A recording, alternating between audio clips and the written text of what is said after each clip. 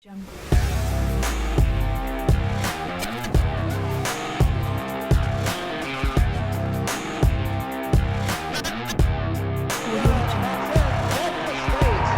won its third consecutive. Boom in the back of the end of the field.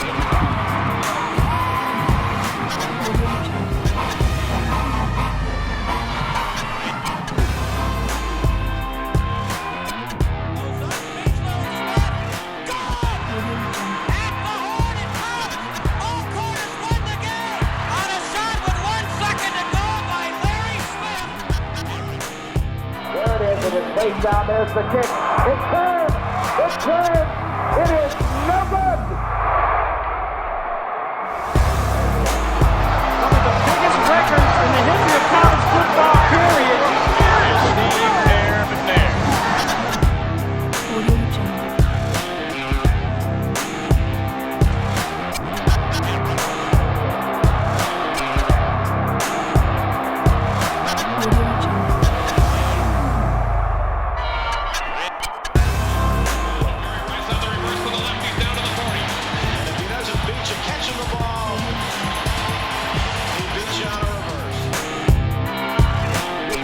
In maroon and white, Mississippi State Bulldogs are the champions of the Southeastern Conference.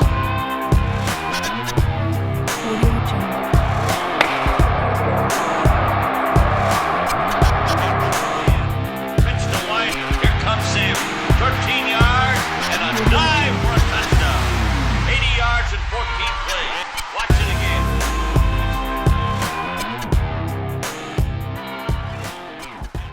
Welcome to your Mississippi Sports Hall of Fame and Museum. I'm Robin Carlin, and I grew up right here in Jackson, Mississippi. I was an athlete, I was a sports fan. Whether I was captaining my high school basketball team, or enjoying game day in the Grove, or maybe I was yelling at my television with my brother on Sundays, sports have always been a constant presence in my life. As time went on, I realized that sports were more than just something to do or watch. They were actually a passion of mine. So I pursued a career in sports journalism. I've met players, coaches, and fans from around the globe. I know that everyone loves their team, and every athlete has a special story. But there's just something different about Mississippi. So, just what is it about Mississippi? The little state is birthplace of American music. Rock and roll, country, and the original blues all took root in the Magnolia State. We are home to some of America's greatest writers. We have produced icons of the film and television industry. But we can say confidently that American culture has been shaped in no small part by Mississippi. Perhaps the most incredible contribution the Magnolia State has made to American culture is in the world of sports. Mississippi has given more than our sparse, largely rural population suggests is possible. In turn, the people of Mississippi have turned the field of play into a stage for community, pride, joy, and sometimes heartache. While on the surface, sports draw lines of division, Mississippians know the deeper truth. Sports give us a common language with which we tell tales of unity, particularly in times of division. And it's remarkable. Your Mississippi Sports Hall of Fame and Museum was opened in 1996 to ensure that the legends and the lore of Mississippi will live on long after the game is over and the players have left the field. We are a gathering place for the generations to share their heroes with one another. We are here to celebrate the remarkable role Mississippi has played in the world of sports, and it is remarkable. Drops back to throw, launches it down the right side. Rice is there. Oh my! A one-handed catch! One of his Jerry greatest Rice, catches. from Tiny Crawford, is the game's greatest receiver, owning the record as the National Football League's all-time leader for both catches and touchdowns. Before lifting 4 Lombardi trophies, Rice lifted Mississippi Valley State from obscurity into the national spotlight, bringing reporters and cameras from the largest American cities into one of its smallest towns, Itta Bena.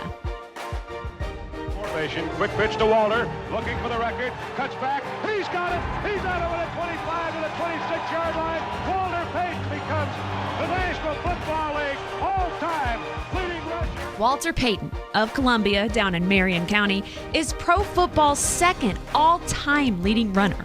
And long before he was a Chicago Bear, he was a Tiger at Jackson State and a Wildcat at Columbia High. Nicknamed Sweetness, his grit and strength were forged literally on the banks of the Pearl River. Many experts consider Walter to be the most complete football player of all time. He is a standard by which the NFL measures a man off the field as well. There was the inspiring career and the heartbreaking end of Steve Air McNair of Mount Olive, who gained more yards than any player in college football history. He put tiny but proud Alcorn State on the cover of Sports Illustrated. Hand him the Heisman, the magazine's cover demanded. He finished third for the Heisman and then went on to an all-pro professional career. Brett Favre from Kiln in Hancock County retired as pro football's all-time leading passer and a 3-time NFL MVP. The son of a football coach and a school teacher, Brett grew up on the banks of a swamp called Rotten Bayou, having started an unheard of 321 professional football games in a row over 19 seasons. He played with a flair and a passion unmatched in the big business era of the NFL.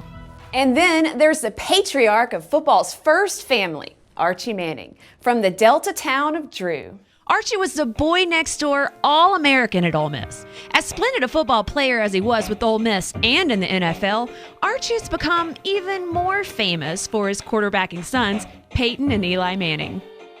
Those 5 athletes, all from towns of fewer than 7,000 folks, represent all parts of The Gulf Coast, the Piney Woods, the Delta, the Golden Triangle, and they are just the tip of the proverbial iceberg. Mississippi also produced Jackie Slater, Lance Allworth, Shorty McWilliams, Ray Guy, Kent Hull, Willie Brown, and so many more. How all possible? Perhaps we should leave it to football's patriarch to try and explain. I'm thinking about Walter Payton and Jerry Rice and Brett Favre. I think all 3 of them are just such special people, special athletes. You go back and look at the 3 of them, all from the state of Mississippi, all from small towns.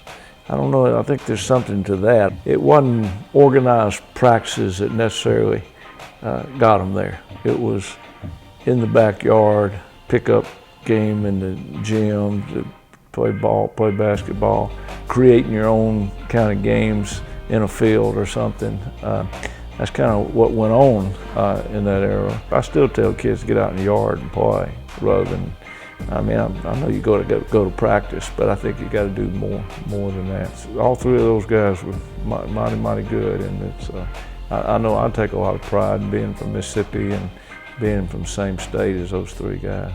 I think it's a credit to Mississippi.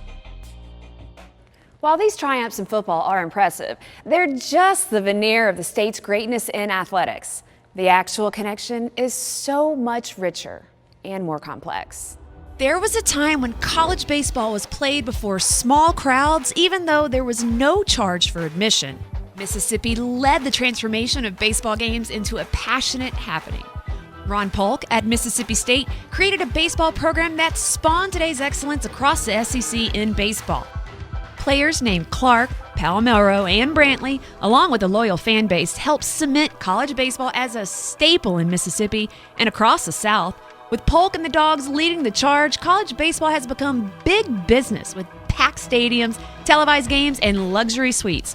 Boo Ferris, he's seen that transformation firsthand as a player, then as a coach, and now as Mississippi's greatest baseball legend and ambassador. Oh, I get excited talking about the growth and expansion of the game. It's just amazing how prominent the game has come all through the nation. I never dreamed it would do that.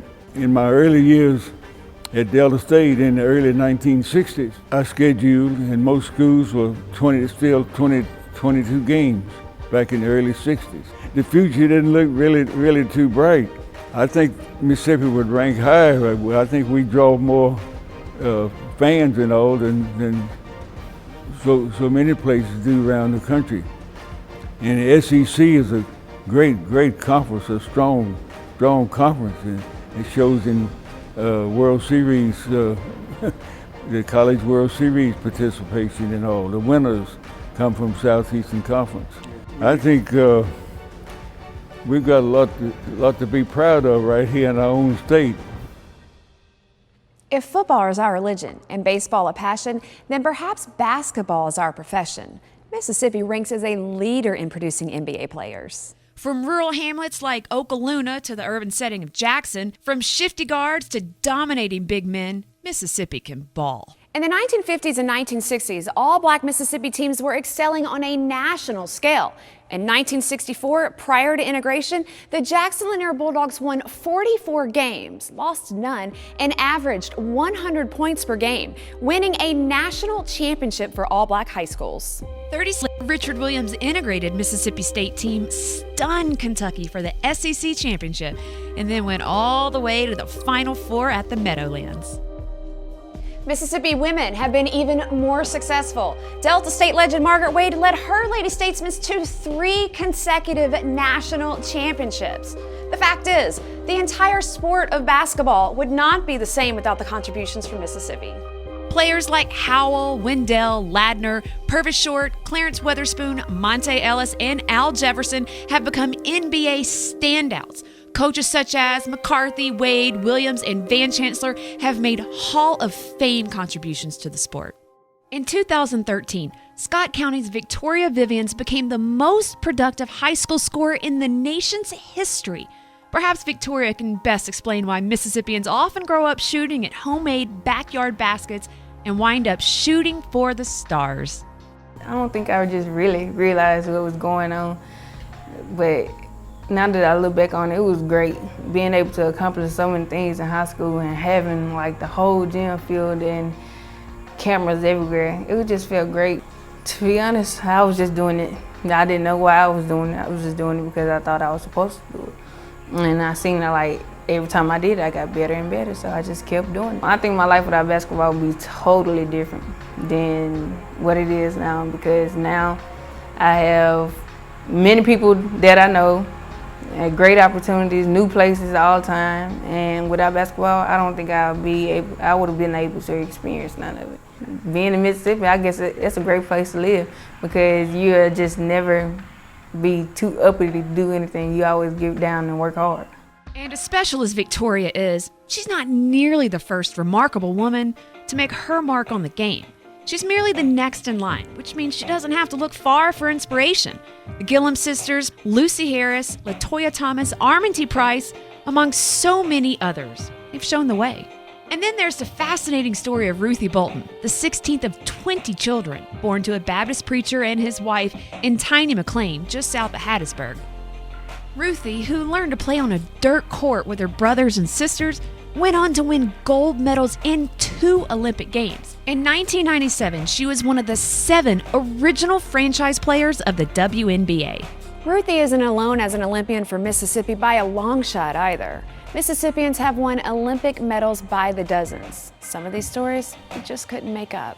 Ralph Boston from Laurel ranks as one of the greatest long jumpers of all time. In 3 different Olympic Games over a span of 12 years, he won a gold medal, a silver medal, and a bronze medal. In 1960, at the age of 21, Boston leaped a world record 26 feet 11 inches, breaking the last world record of the great Jesse Owens. As you can see, the story of sports in Mississippi is ground as fertile as the rich black soil of the Delta. We may never know why the connection exists. Luckily, we don't have to know the why, but rather preserve the memory of who. As you learn about these and other athletes and teams, remember, they're not a part of the past. They're simply those who have come before. Somewhere in Mississippi, in some backyard, the next superstar is practicing, imagining his or her moment of greatness to come, working on becoming the best he can be, preparing to take the torch and carry the legacy of the state's inimitable past into the future. Or, as the great writer and sports romantic Willie Morris once wrote,